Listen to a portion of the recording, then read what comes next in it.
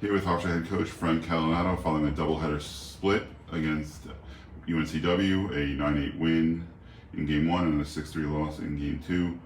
Coach, overall thoughts on today's performances? Well, it's great to get a split against such a good team. However, I feel like in that second game, we had a chance to win that game. You know, we got sloppy in the fifth inning, kind of gave them maybe 5 or 6 outs, and they scored a few runs. So, and then we didn't capitalize in opportunities. We got thrown out at third base a couple of times, which was unacceptable.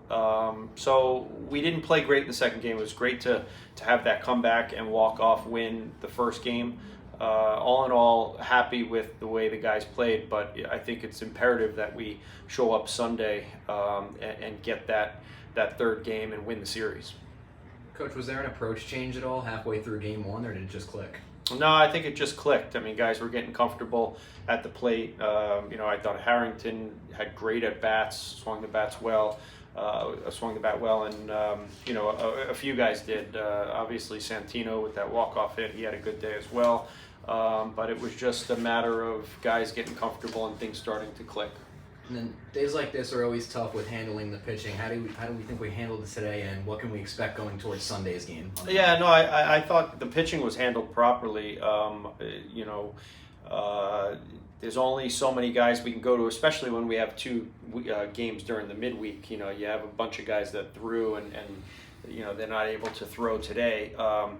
But moving forward on Sunday, I think we have some arms available in Mikolajczyk and Cade Henry, guys that haven't thrown lately. So, I think we're set up pretty good for Sunday. Can you talk a little bit about the performance of Game 1's winning pitcher, Jake Delorier? His first career win, gave you 3 really good innings. Yeah, he gave us a chance to win that game. He was electric. He was lights out. He was throwing strikes. And for a young kid against a really good team like UNCW, I mean, sometimes that can be nerve-wracking to be in that situation. But he pitched great. I can't say enough about the job that he did and the fact that he gave us a chance to win that game. What do you make of Mikey Florides and what he's been able to do in recent weeks? It feels like just 2 weeks ago he was under 200, and now he's up pushing 290. Yeah, it's pretty impressive, right? Because sometimes you get off to the start that he got off to. Sometimes you can you lose confidence, you pack it in, and he, every single game, he seems like he's getting more confident and he's getting better at the plate, swinging the bat well. So I've been pretty impressed. Obviously, we know, defensively he's outstanding there, but it's awesome when a guy like that starts to hit, and like you said, his average is close to 300. He's been helping out quite a bit. What did you think of the approach at the plate and the effort at the plate between games 1 and 2? No, I thought the approach was fine.